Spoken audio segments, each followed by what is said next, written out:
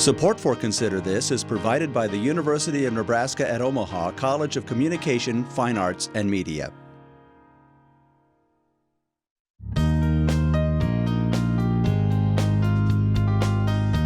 From the campus of the University of Nebraska at Omaha, Consider This, a program of issues and information behind today's news.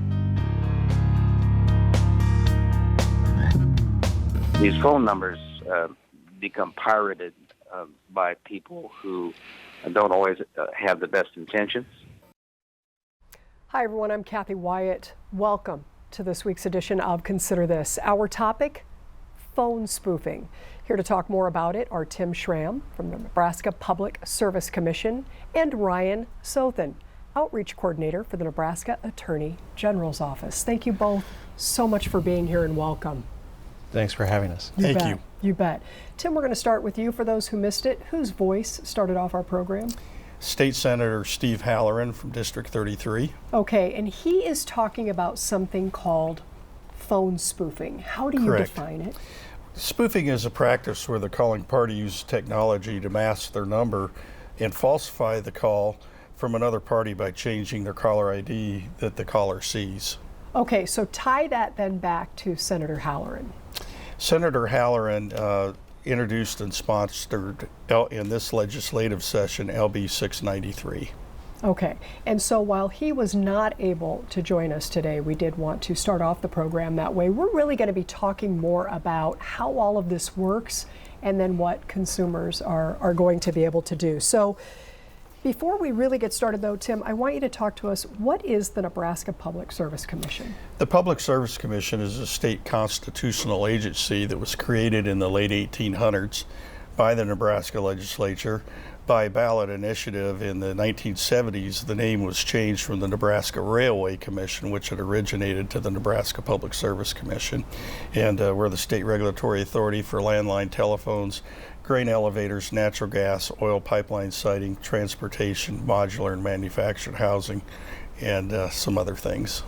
Some other things, right. So we have a map we want to put up for our viewers. Yes. You are part of District 3. Correct. So talk to us about what we're seeing on this map. District 3 includes all of Sarpy, Washington, and Saunders County in its entirety, and western Douglas County, approximately west of 120th Street. Okay, and Tim, how did you become involved? I was a Sarpy County Commissioner for 12 years and worked on 911 issues and knew that the Public Service Commission dealt with 911 issues, and the opportunity arose that there was an open seat. I sought election and was elected to the Public Service Commission in 2006. What really draws you to this work? I like regulatory framework, and I like that to make sure that the consumers are getting the services that they're paying for. Okay, very good. Now today we're talking about phone spoofing, kind of a loaded question, Tim, but how does this work? Caller ID spoofing refers to the practice where the calling party uses commercially available technology to falsify the telephone number from which call is being made by the calling party, and what appears on the calling party's ID screen. And these scam artists have gotten very creative because most consumers, when they answer a phone, it's from an area code or an exchange prefix that they recognize. And so these call spoofers have learned that the consumers won't, if it's a call from outside an area they don't recognize, won't answer it. So they've created what we call neighbor spoofing, to use an area code and exchange that's recognizable that'll be more likely that caller will answer that call. I think it's interesting the way that you responded to that question, and it kind of gets me to thinking, yeah, let's look back in the day, right? How were folks doing this? So how did this evolve and get to where it is? Talk to us about the good old days in terms of... Well, originally you had the public switch telephone network, which you could identify the origination of the call. As technology has changed, we have wireless technology, we have IP internet protocol calls, voice over internet protocol calls, And there's different platforms of technology that's being used today by carriers to complete calls, and consumers have, the good thing is consumers have choices of technologies that's available to them. However, the later technologies make it much more difficult to trace where the origination of that call is, especially internet-based protocol calls.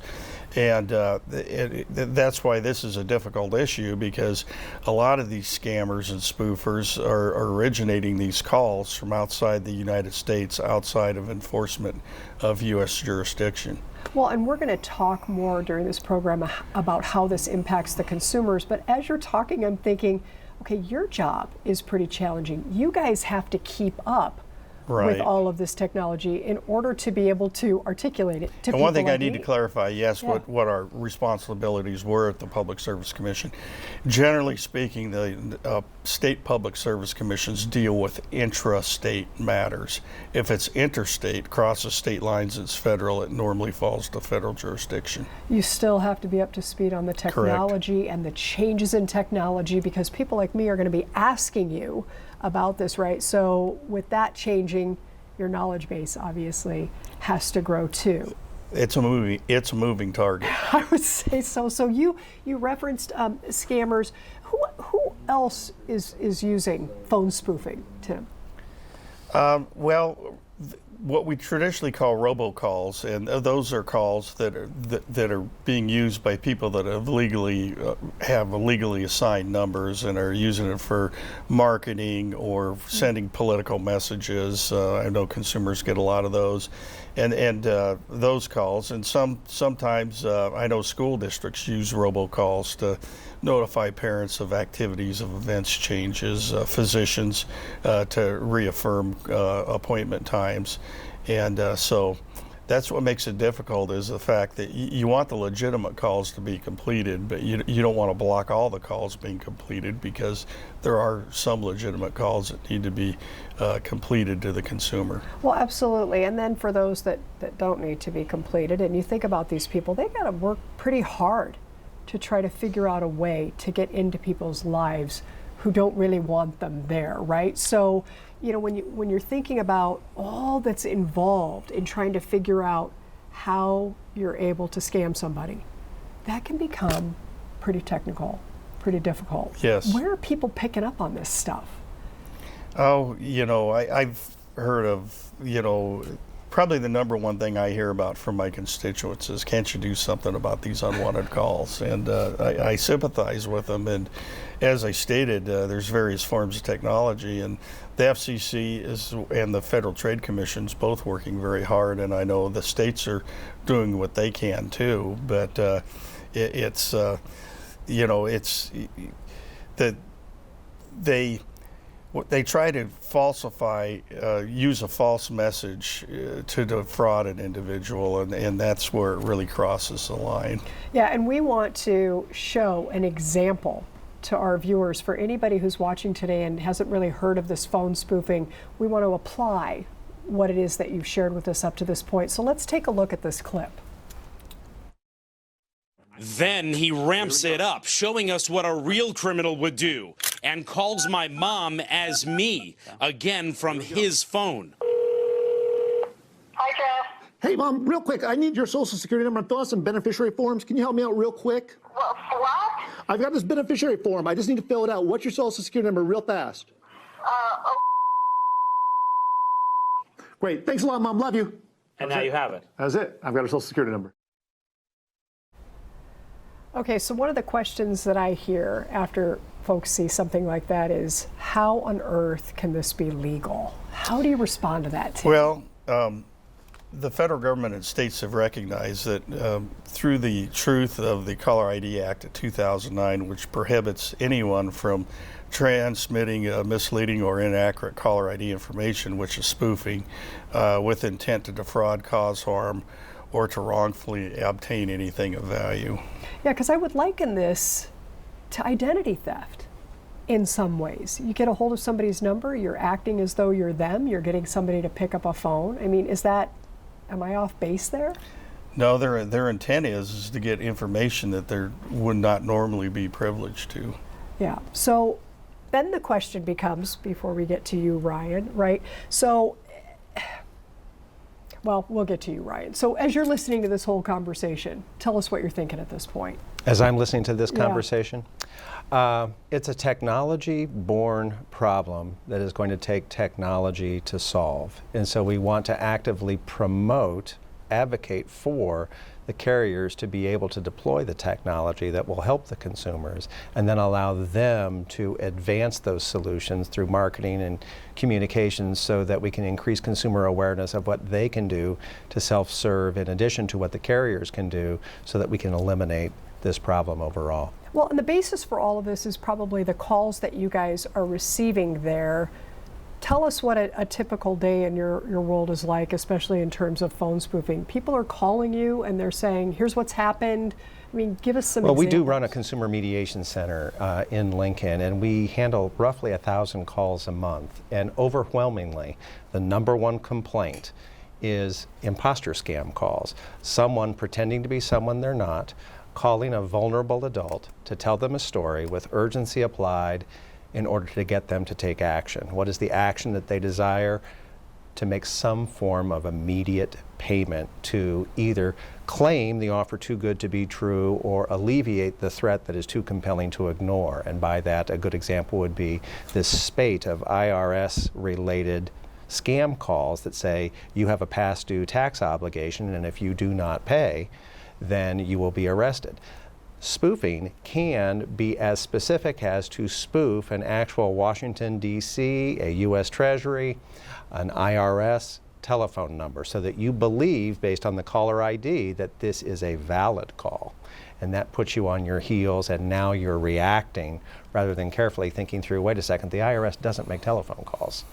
So one of the things that I was thinking about this with Tim and went to you, how on earth do you catch these people, right? It's one thing to get a call from somebody and have that be a legitimate number from a legitimate caller. But when you get into something like phone spoofing and you want to have some consequences be had there, Tim, is there any recourse? I mean, are you able to track these people down at all, or how does that work?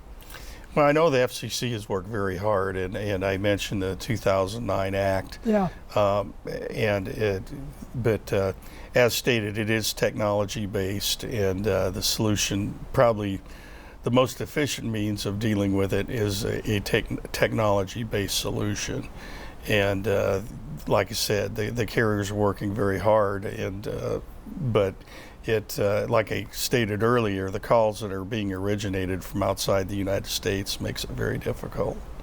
This is a big deal in both of your offices. I know Ryan recently talked to us about what the Attorney General's office has been doing, a trip to D.C. I mean, what are you guys working with right now? Well, just playing off of what you just asked, we do herald enforcement action.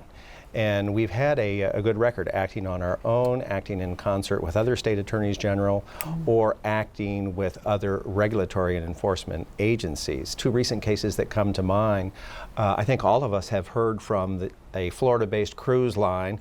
It might even introduce itself with a whistle that there's some offer available for a 2 or 3 day cruise. Well, we took one of those cruise line who had made billions of calls and successfully prosecuted them. We took also another popular cable-based, satellite-based cable provider, and were awarded a $280 million judgment, which was distributed amongst the states that helped prosecute that case. So we do succeed at enforcement. That's really job one from our office. But also the advocacy efforts that we can make, because this problem has been persistent over time, especially as the technology has changed to the new voice over internet protocol or internet-based dialing, that state attorneys generals, ours included, have had to go to the FCC, the Federal Communications Commission in Washington, and ask for clarification as to whether or not the regulatory environment is inhibiting or even prohibiting the carriers themselves from implementing measures that they can take to identify and block these calls, and then actively promote to their user base what they as consumers can do. That occurred in late 2014 and 2015. We did get clarification that no, the carriers themselves can now begin implementing these services, and we're seeing a rollout by carrier of these services. We'd like to accelerate that process. So there has been testimony in Washington. The AG recently was there testifying to a new act that's known as TRACED, which stands for, if I can get this right because it's a mouthful of syllables, the Telephone Robocall Abuse, Criminal Enforcement and Deterrence Act. But what this will do, and Tim made this point very clearly, is that as technology has evolved from the wireline carriers to the wireless carriers to now the very sophisticated voice over internet protocol, we have a very difficult time, because it's possible to touch all three of those networks in one call, tracing back to find who was the originator. In the old landline, where it was an originator and the target, you were in direct connect, very easy to trace. But in today's environment, where it's what they call packet switch, and I don't want to get too down in the weeds, that call can be, if it's a paragraph of conversation, it can be parsed down to a word, a letter, a syllable, and packets sent all over and then reassembled so that you hear it as one conversation. How do you trace all of those packets? How do you know what the original? It becomes very difficult. Let me ask you this, and you're talking about some progress being made. For those viewers who are watching today, what steps, if they find themselves a repeated target, for example, they know full well that the person calling isn't really who they think it is, what steps do they take to help you ultimately help them? There's a few simple steps to take, and then there are a bit more complicated steps. But we always want to make sure that they're registered on the National Do Not Call list. Okay. And so the National Do Not Call, which is 888, a toll-free prefix, 382-1222, will, in the process of you making the call, read your calling line identifier and tell you if you are still registered or not. And I would like consumers to know that if they have not moved and they have not changed their phone number, but previously registered in the past, they're still registered. Because there is, due to the spoofing, a common perception that, oh, that caller registration must expire. It doesn't expire. It's always there to protect you from the legitimate telemarketer. For the illegitimate telemarketer, the spoofer, the steps then become more varied and simple things. If you don't recognize the number, don't answer the phone. Let the machine answer. If it's important, a message will be left. Or if you find out when you say hello and there's not an immediate hello coming back because it's switching over to a live attendant, hang up. You're dealing more than likely with a scammer. File a complaint if you do find yourself engaged with a scammer. You can file directly with the FTC at ftccomplaintassistant.gov, or please come to us and we'll take that same information. But then I would like to encourage the consumers to begin to actively explore with their carriers what the call blocking options available to them are. Okay. Wireline providers have certain calling features. Wireless providers are now having some features that are either for fee, some for free. It's worth engaging to find out what's available, especially for free, from those carriers. And then even look at your phone in terms of who manufactures that phone. If it's a wireless phone, they have outstanding features that you might be able to enable right in the phone itself. And if you can't enable it in the phone, believe you me, there's an app for that. So I want to ask you, and you gave some good advice in terms of if you're picking up the phone and there's silence, and maybe that's meaning that something is being switched over. Ryan, what else have you run into in terms of knowing sooner rather than later that the call not necessarily is a scam, but could be a scam? What are people having a tendency to tell these folks who are picking up the phone? At what point do you know this isn't legit and you hang up? I would say there's 3, if not 4 things that are going to identify a scammer as red flag warnings. The first is the offer too good to be true or too compelling to ignore, as I stated earlier. You've won, or something has a negative potential outcome. And that includes the very popular grandparent scam, where an elder is led to believe that their grandchild is imperiled. The second thing is that the scammer will always apply some level of urgency. Something has to be done not now, but right now. And typically what has to be done is that an immediate payment, which is the third item, is going to have to be made either to claim that offer too good to be true or to alleviate the peril or the negative outcome that has just been put forth. Along the way, these scammers are expert at extracting information from us. They are outstanding storytellers. In the elder market, they will connect, ask questions. The number one factor for exploitation of vulnerable adults is isolation, loneliness. So they're happy to engage, but along the way, they will elicit from that vulnerable adult enough information that they can then gather a profile and use that profile, ultimately, to your point earlier, to steal their identity. Yeah, I think it's very, very important to note, and those are great points. It's important to note that some of these people can do their homework. They can get one or two pieces of information about a person, and that's how that conversation gets started.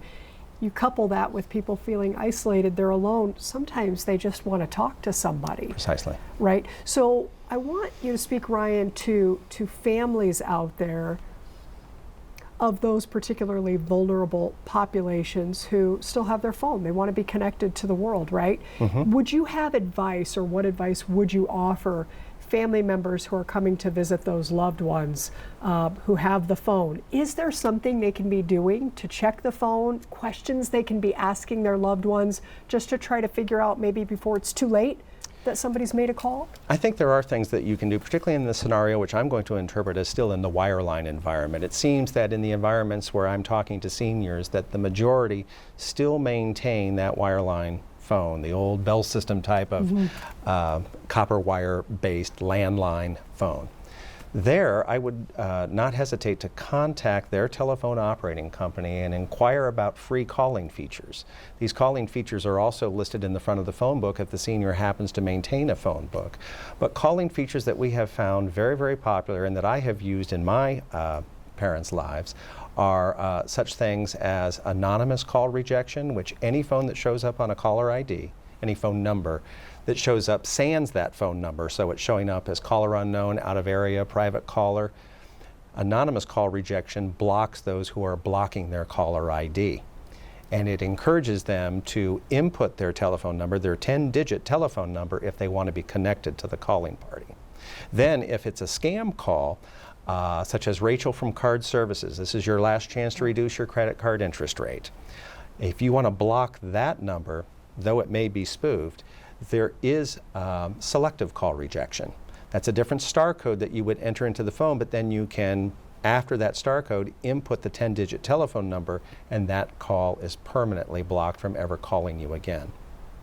Wow. Okay. So as we sit here today, what would you deem, Ryan, to be, you've already talked a little bit about trips and winning things. Are there other subject matters out there right now? For example, recently read something about a Medicare, people looking for Social Security numbers. I mean, most oftentimes, if they need your number, they already have it, medical professionals and so forth. So is there anything we should be a little bit weary of now? Well, other common imposter scams beyond the IRS, which is overwhelmingly number one, is that I think you'll find that many Nebraskans are suffering from tech support scam calls. You have a virus on your computer.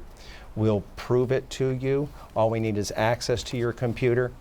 And then ultimately that steals from the individual not once, not twice, but 3 times. So a very high take rate from that, but the scammer will prove it to the individual, and that's why that's so successful.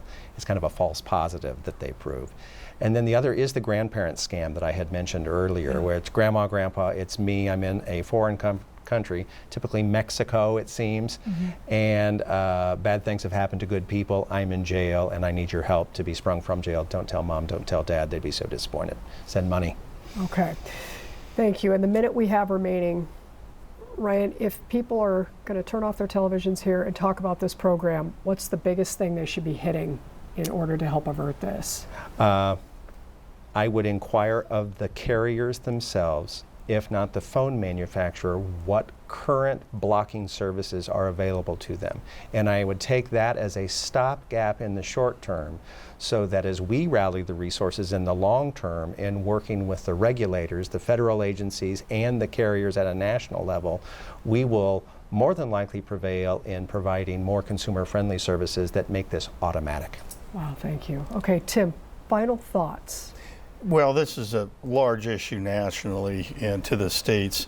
In 2018, the FCC levied $250 million worth of fines, and according to FTC, unwanted solicited calls amounted to approximately $9.5 billion annually. And workforce productivity, there's just a lot of cost to resources to individuals and to companies with these spoof calls. So everybody should be on alert. Good advice that you two have given today, and we want to put your websites up in the event that people want more information. Of course, we're talking to Tim and Ryan, so let's put those up.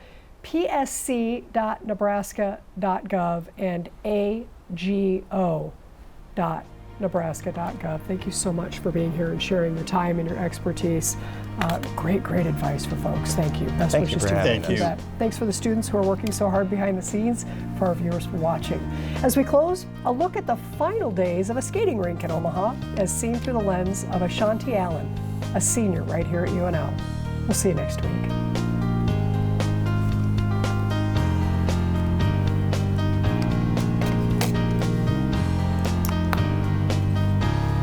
Did that go in the direction you wanted? Oh my gosh.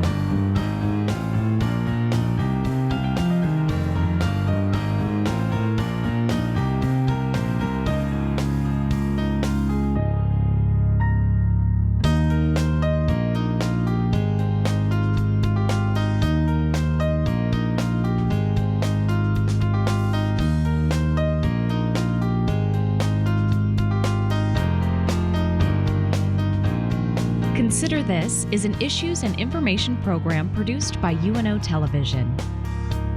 More information and program archives can be found at netnebraska.org/considerthis. If you'd like to share your comments about this program, call UNO Television at 402-554-2516 during regular business hours, or send an email to cwyatt@unomaha.edu. Support for Consider This is provided by the University of Nebraska at Omaha College of Communication, Fine Arts, and Media.